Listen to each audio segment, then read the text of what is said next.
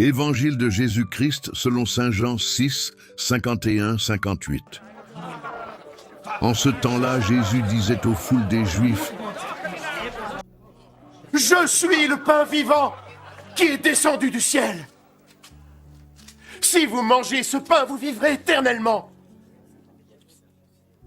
Le pain que je vais vous donner, c'est ma chair. Et je la donne afin que le monde puisse vivre. » Cela déclencha de vives disputes parmi les auditeurs. Comment cet homme peut nous donner sa chair à manger? En vérité, je vous le dis, si vous ne mangez pas la chair du Fils de l'homme et ne buvez pas son sang, alors jamais la vie ne coulera en vous. Ceux qui mangent ma chair et boivent mon sang auront la vie éternelle. Et je les ressusciterai au dernier jour. Car ma chair est une vraie nourriture et mon sang est une vraie boisson. Ceux qui mangent ma chair et boivent mon sang vivent en moi.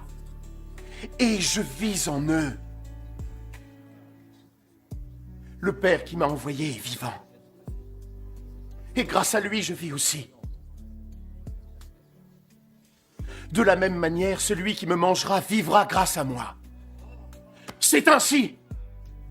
C'est le pain qui est descendu du ciel. Ce n'est pas le même pain qu'ont pu manger vos ancêtres, ceux qui sont morts.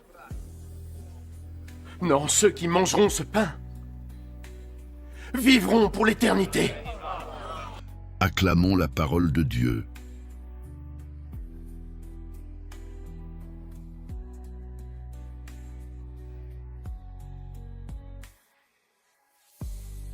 Moi, je suis le pain vivant, le mystère de l'Eucharistie. Frères et sœurs bien-aimés, dans ce passage, Jésus se présente comme le pain vivant descendu du ciel. Il affirme que celui qui mange ce pain vivra éternellement. Les Juifs sont choqués lorsqu'il parle de donner sa chair à manger et son sang à boire. Pourtant, Jésus insiste avec force. Celui qui mange ma chair et boit mon sang a la vie éternelle. Il promet également la résurrection au dernier jour à ceux qui demeurent unis à lui. L'Église catholique voit dans ce passage une annonce claire de l'Eucharistie. La messe, lors de la consécration, le pain et le vin deviennent réellement le corps et le sang du Christ. C'est ce que l'Église appelle la présence réelle. Jésus ne parle pas symboliquement seulement. Il veut se donner lui-même comme nourriture spirituelle afin que nous participions à sa vie divine. Comme le corps a besoin de nourriture pour vivre, l'âme a besoin de Jésus pour grandir dans la foi, l'amour et la sainteté. Recevoir l'Eucharistie, c'est accueillir Jésus vivant en nous, demeurer en communion avec lui, recevoir la force de lutter contre le péché, avancer vers la vie éternelle. Comment vivre ce passage au quotidien? 1. Participer fidèlement à la messe.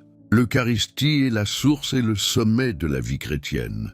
Faire de la messe dominicale une priorité. 2. Recevoir la communion avec foi. Avant de communier, prendre conscience que l'on reçoit Jésus lui-même. 3. Se confesser régulièrement pour recevoir dignement l'Eucharistie lorsque l'on est conscient d'un péché grave. 4. Faire un temps d'adoration. Passer quelques minutes devant le Saint-Sacrement pour rencontrer Jésus cœur à cœur. 5. Devenir ce que l'on reçoit. Après avoir reçu le Christ, vivre comme lui, aimer, pardonner, servir, aider les plus faibles, témoigner de l'Évangile.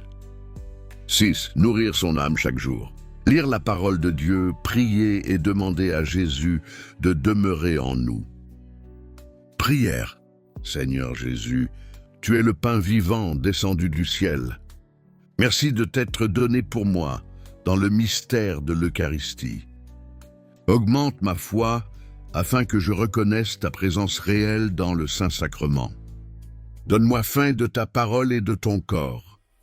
Purifie mon cœur pour que je puisse te recevoir avec amour, respect et reconnaissance. Apprends-moi à demeurer en toi comme tu demeures en moi. Que chaque communion me transforme davantage à ton image. Fais de moi un témoin de ton amour, un artisan de paix et un serviteur de mes frères. Conduis-moi sur le chemin de la sainteté jusqu'au jour où je te verrai face à face dans la gloire du Père. Amen.